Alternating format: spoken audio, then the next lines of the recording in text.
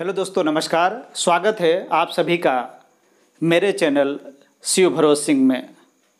दोस्तों, आपने मेरे चैनल को अभी तक सब्सक्राइब नहीं किया है तो सब्सक्राइब कर लीजिए और बेल आइकन को दबा दीजिए, जिससे मेरे आने वाले वीडियो की नोटिफिकेशन आपको मिलती रहे। दोस्तों, आज के वीडियो में हम एक बहुत ही महत्वपूर्ण टॉपिक का अध्ययन करेंगे, जिसके प्रश्न प्रतियोगी परीक्षाओं में और स्कूल और कॉलेजों की परीक्षाओं में निरंतर पूछे जाते हैं। आज के वीडियो का विषय है फ्रांस की क्रांति, फ्रेंच रेवोल्यूशन पार्ट 1। आज ये पहला वीडियो होगा फ्रेंच रेवोल्यूशन का, जिसमें हम फ्रेंच रेवोल्यूशन से जुड़े हुए महत्वपूर्ण बिंदुओं का अध्ययन करेंगे। तो चलिए दोस्तों, प्रारंभ करते हैं आज के वीडियो को। सबसे पहले हम देखते हैं कि फ्रांस की क्रांति कब हुई। तो फ्रांस की क्रांति 1789 में हुई। अब फ्रांस की क्रांति हुई तो एक स्वाभाविक प्रश्न उठता है कि उस समय फ्रांस का सम्राट कौन था। तो उस समय फ्रांस का सम्राट लुई 16वां था। लुई 16वां बुर्बो राजवंश का था। ये प्रतियोगी परीक्षाओं में पूछा जाता है कि लुई 16वां किस राजवंश का था। तो लुई 16वां बुर्बो राजवंश का था। लुई 16वां से पहले हम लुई 14वें को भी पढ़ लें। लुई 14वां फ्रांस का एक शक्तिशाली सम्राट था, इसलिए लुई 14वें का फ्रांस के इतिहास में बहुत महत्व है। अब फ्रांस की क्रांति की सबसे महत्वपूर्ण घटना कौन सी हुई, बार बार ये परीक्षाओं में पूछा जाता है। तो फ्रांस की क्रांति की सबसे महत्वपूर्ण घटना 14 जुलाई 1789 को हुई, जिसमें वास्तिल का पतन हो गया। वास्तिल एक जेल था जिस पर क्रांतिकारियों ने धावा बोल दिया और बंद कैदियों को छुड़ा लिया। इसलिए फ्रांस के इतिहास में बास्तिल का बहुत महत्व है।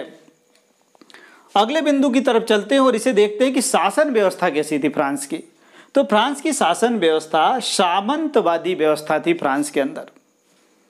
ये बार बार पूछा जाता है कि फ्रांस की शासन व्यवस्था कैसी थी। तो दोस्तों, फ्रांस की शासन व्यवस्था सामंतवादी थी। फ्रांस की क्रांति के प्रेरक व्यक्तित्व, दुनिया में जो भी क्रांति होती है प्रत्येक क्रांति में प्रेरक व्यक्तित्व होते हैं। तो फ्रांस की क्रांति के प्रेरक व्यक्तित्व कौन थे, बहुत महत्वपूर्ण बिंदु है। तो फ्रांस की क्रांति के प्रेरक व्यक्तित्व में मोंटेस्क्यू, वोल्टेयर और रूसो। अब इन तीनों प्रेरक व्यक्तित्वों ने फ्रांस की जनता को जगाने का काम किया।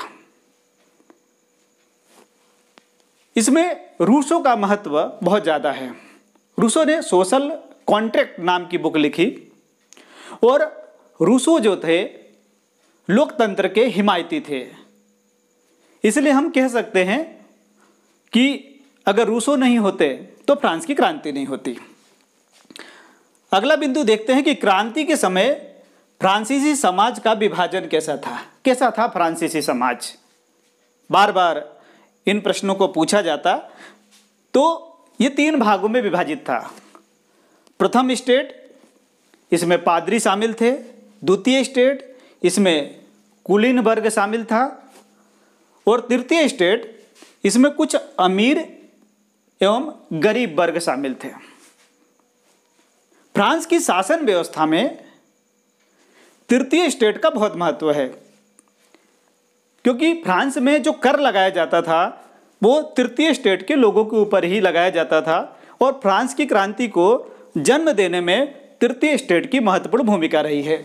अब आगे हम चल के देखते हैं कि तृतीय स्टेट किस प्रकार से विभाजित था। इस तृतीय स्टेट के अंदर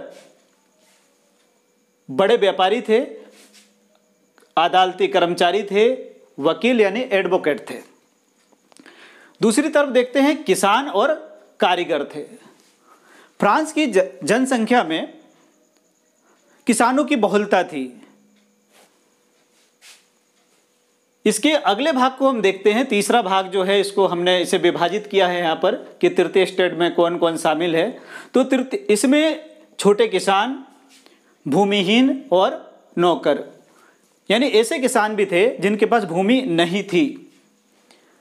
अगले बिंदु की तरफ बढ़ते हैं और देखते हैं कि जो फ्रांस की क्रांति हुई, इस फ्रांस की क्रांति का विश्व पटल पर क्या प्रभाव पड़ा। जितनी भी क्रांतियां संसार में हुई है, प्रत्येक क्रांति का अपना महत्वपूर्ण प्रभाव रहा है। तो फ्रांस की क्रांति ने